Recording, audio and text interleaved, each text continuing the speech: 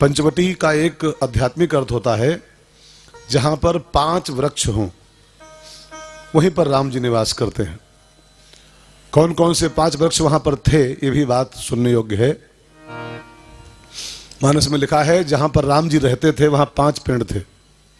Number 1 पाकर, एक पाकर का पेड़ था वहां पर। नंबर 2 जम्बू माने जामुन का पेड़ था वहां पर एक। नंबर 3 तमाल माने तमाल का एक वृक्ष होता है वो था। रसाला माने एक आम का पेड़ था। और 5वां पेड़ था बरगद, बट सोहा। तो जहां पर ये 5 पेड़ होते हैं उस स्थान का नाम होता है पंचवटी। और राम जी अयोध्या से आते हैं और जहां ये 5 वस्तुएं होती हैं, 5 पेड़, वहीं आके रह जाते हैं। पंचवटी तो आपका भी शरीर है, लेकिन 5 पेड़ लगा लो अपने जीवन में, यही 5 पेड़। तो राम जी जानकी मैया के साथ, लखन भैया के साथ आएंगे और स्वयं आके आपकी इस पंचवटी में रह जाएंगे। तो थोड़ा सा आज की कथा की शुरुआत इसी चिंतन के साथ की जाए कि वास्तव में 5 पेड़ क्या हैं जहां राम जी रहते हैं। थोड़ा गहराई सुनेगा, बहुत मन से। राम जी ने कल कहा था ना, सुनहु तात मन मत चित लाई। 3 घंटे ही तो सुनना है, केवल 3 घंटे, बिल्कुल तीनों आइटम लगा दो, मन लगा दो, बुद्धि लगा दो, चित्त लगा दो। तो पंचवटी के 5 पेड़ वास्तव में क्या हैं जहां राम जी बसे हुए हैं। पहला पेड़ है पाकर। पाकर माने पकरिया, सही पकड़े वाजपेयी जी। एक तो पकरिया होता है, लेकिन पकरिया नहीं, पाकर का आध्यात्मिक मानसी अर्थ है, रामायणी अर्थ है जाप यज्ञ पाकर। जाप यज्ञ पाकर तर करे। तो पकरिया का वास्तविक अर्थ है भगवान के नाम का जप ही पाकर है। तो पहला पेड़ हो गया, अगर राम को बसाना चाहते हो तो जाप यज्ञ, भगवान के नाम का जप करो। जाप खाली पूजा नहीं है, जाप यज्ञ होता है। भगवान ने अर्जुन से गीता में कहा है, अर्जुन तमाम यज्ञ शास्त्रों में वर्णित हैं, हजारों यज्ञ लिखे हैं ग्रंथों में, लेकिन हजारों यज्ञों में जो सबसे बड़ा यज्ञ है वो मैं हूं। कौन है आप? तो भगवान ने गीता में कहा है यज्ञानाम जप यज्ञो अस्मि। यज्ञों में जप यज्ञ मैं हूं, मेरी विभूति है वो। तो भगवान के नाम की माला पर जप करना, विश्वास से जप करना, ये पाकर है, पहला पेड़ है। ये 5 पेड़ लगाने हैं मित्रों, अगर राम जी को पाना है तो लगाने पड़ेंगे। दूसरा पेड़ है जम्बू। जम्बू माने जमुना, वैसे जमुना, जामुन। लेकिन जामुन की एक खासियत होती है, जामुन का गहराई से अवलोकन करो ना, गहराई से देखो तो जामुन ऊपर से काला होता है, लेकिन भीतर से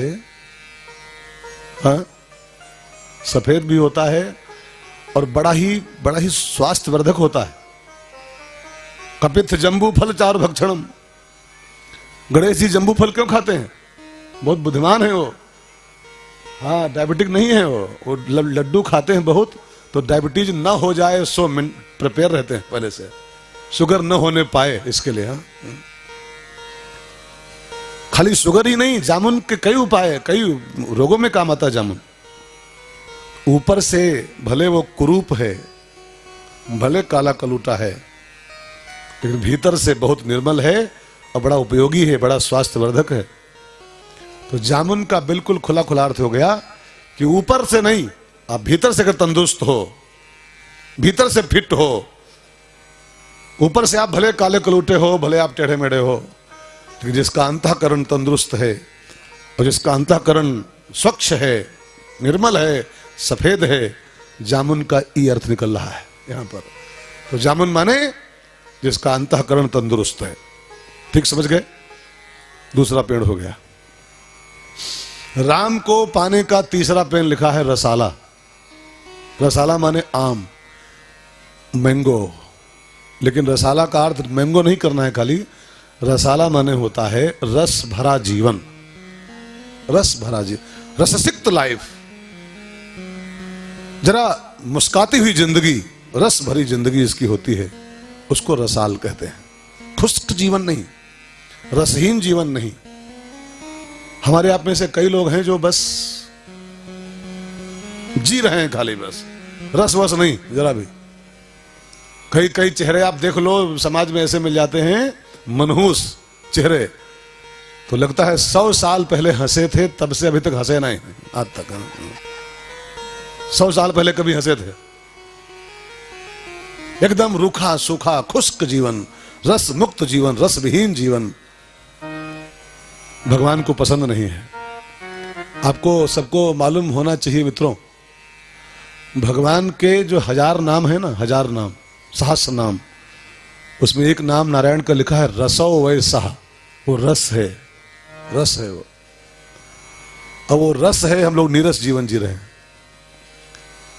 वो वही रहता है जहां रसाला होता है, रसाला। अगर आप चाहते हो कि राम जी हमारे जीवन में बसें इस पंचवटी में, तो आप भी अपने जीवन को जरा रससिक्त बनाओ, रस भरा जीवन जियो, जो भरा नहीं है भावों से, और बहती जिसमें रसधार नहीं, वो हृदय नहीं है पत्थर है, जिसमें स्वदेश का प्यार नहीं, जिसमें रस नहीं है वो पत्थर है यार, पत्थर खुश्क होता है।